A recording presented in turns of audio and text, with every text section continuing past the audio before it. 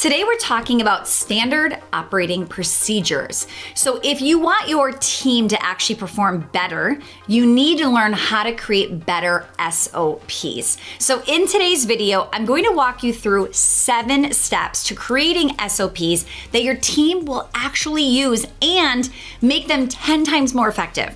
Now, after watching this video, I guarantee you will think differently about systems. By the way, my name is Stacy Tuschel, and I've been a business owner now for over 22 years, and my businesses generate over $10 million in annual revenue. And I've written hundreds of SOPs for my businesses and many others. So step 1 is understanding the difference between SOPs versus trainings. So a lot of people lump these two together, but they're not the same thing. An SOP is how we do this task.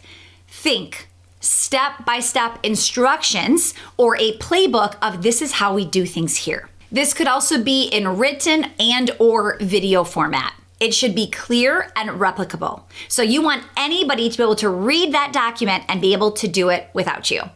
This is your processes documented, so anybody can actually follow it. Now, training is how you learn this job. Training is actually using the SOPs you've already built, and it adds context and coaching and practice and feedback. So we drill them. This is your opportunity to teach how you execute, not just read the steps. So when you say, make sure you're friendly when somebody opens the door. Okay, well, what does friendly mean to somebody, right? You actually want to show them how you get up out of your chair and you say, hello, welcome to the studio, right? And you're smiling and you're using hand gestures. Show, don't just tell. We all have different ideas of what friendly means. Now, here's another rule. An SOP is the recipe. Training is the cooking class. Hopefully that helps. Your team can't succeed if you only give them one without the other. You need both. Step number 2 is pick the right format. If the format isn't clear, the SOP won't actually get used, period, end of story.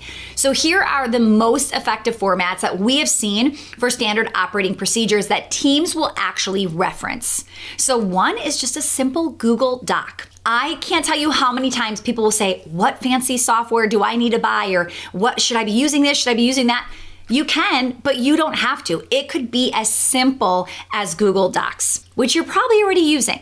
Now, it also could be using a software like Trainual or Notion. These are all great options for written procedures. Loom videos are great if you want something visual or it's text-based or you're actually watching through how to go specific softwares. You can also screenshot with markups. This is ideal for click-heavy systems. So think CRMs, scheduling tools, things with multiple steps. A checklist inside of your project management tool. You can make it actionable by embedding right inside of Monday.com, ClickUp, or Asana.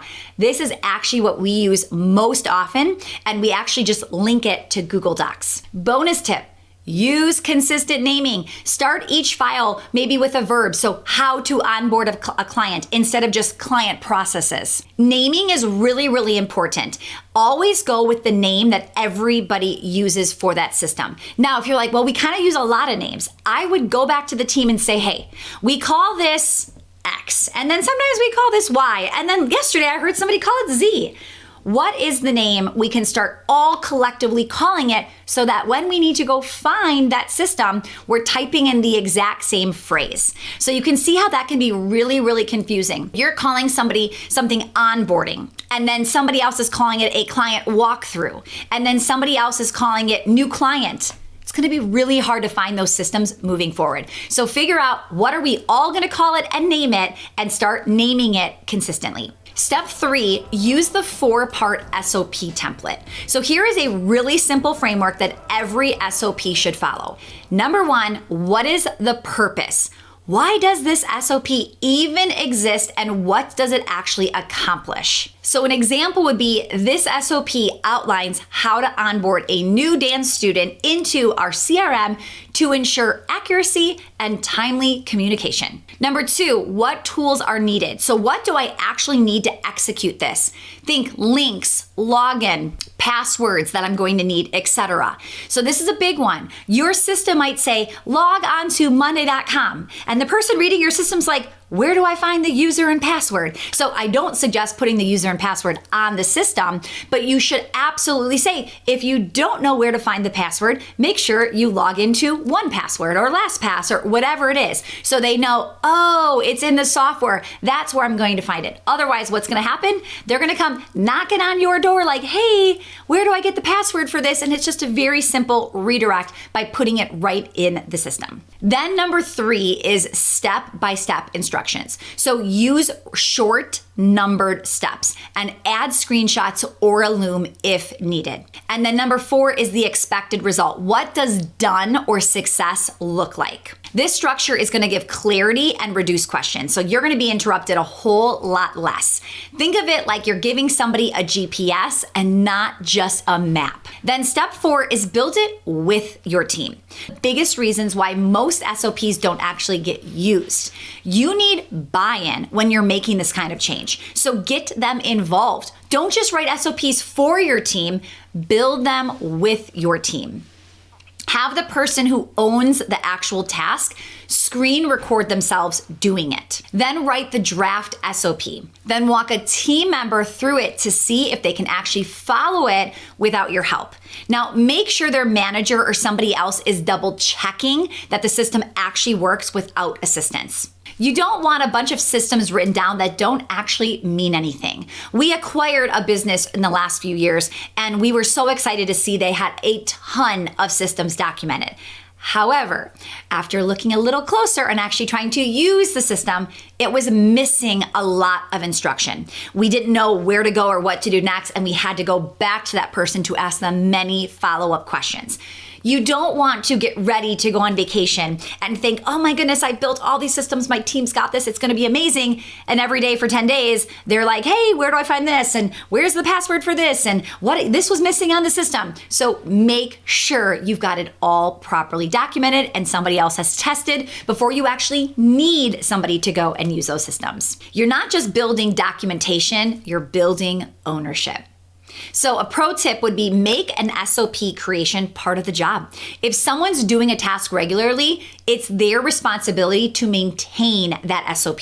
Step 5 is roll these SOPs into onboarding day 1. Here's where most business owners drop the ball. They create these and think that the team is going to magically find them and use them. Not what happens at all.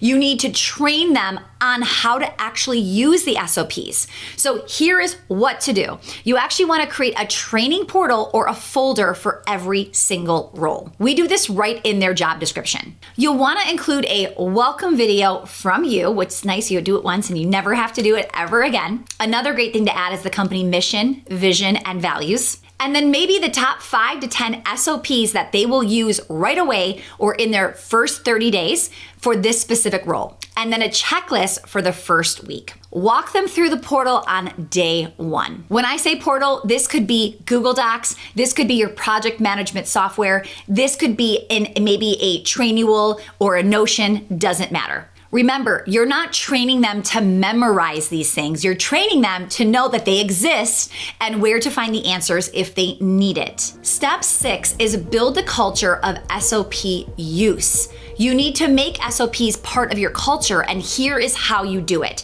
So during training, before you ask a question, check the SOP. Go and search for it. Did you find anything? If you couldn't find anything, let me know. If you're messaging back and forth with Slack, instead of just answering with the real answer, put the link to where they could find it. You're not helping them by just giving them the answer all of the time. What you're doing is you're teaching them that when you have a question, just come to me. You want to teach them when you have a question, we've got all the answers in our SOPs. And if you're thinking, but Stacey, I've tried this, it doesn't work, they still come to me, just keep doing it longer. Consistency is key. In your one-on-ones, if they ask a question, say, does this have a system yet? If not, assign it. At team meetings, highlight a system of the week and revisit it. Maybe revise it together or just walk through it to make sure they understand there's a process on this. The more you model SOP culture, the more your team will follow. And yes, in the beginning, it's gonna feel slower, but this is the slow down to speed up phase. Once your team is using SOPs consistently, you will never go back, trust me. Now, I want to tell you, I have coached hundreds and hundreds of clients on actual systems. And the biggest problem that we typically see is owner can sometimes be the biggest problem. So number one, they're not using the SOP.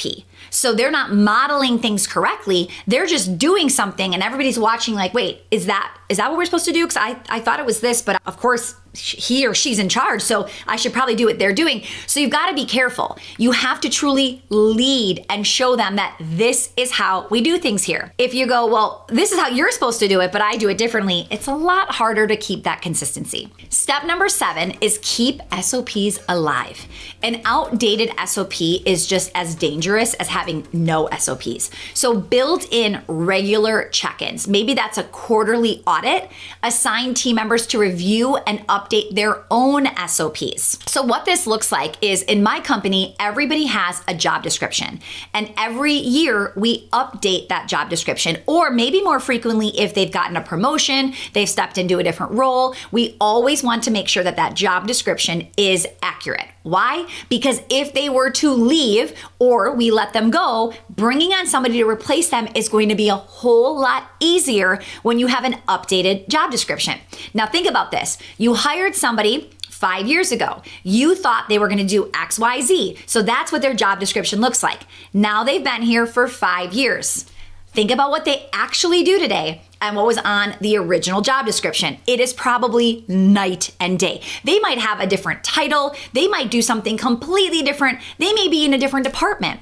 So if you are updating these every year with what they actually do and everything is really organized and clicks over to the actual system, training is going to be super, super easy. When mistakes happen, ask, was it the person or was it the process? A lot of times we get angry at our team members that they're not doing this right, or how did they mess this up? Go back to the system and ask, was I not clear? And sometimes, well, there wasn't a system. I told them one time it wasn't a recorded meeting. They took notes, didn't catch it all. And then I didn't get the finished project I actually wanted. So slow down and make sure these are done right. SOPs should be evolving with your business. So the only bad system is the one that's frozen in time that no one is using anymore. SOPs that actually get used are built with intention and are trained on from day one. Again, it's that culture that shows people we really do use these systems. Now, if you want help building these into your business the right way, that's what we do inside of Well-Oiled Operations. We help small business owners get out of the weeds by actually building systems that actually will help you scale and get your team to use. So you can go to welloiledoperations.com to check out our free training on our entire 3-part framework and a lot of the systems that we use and how we get our business just running effectively.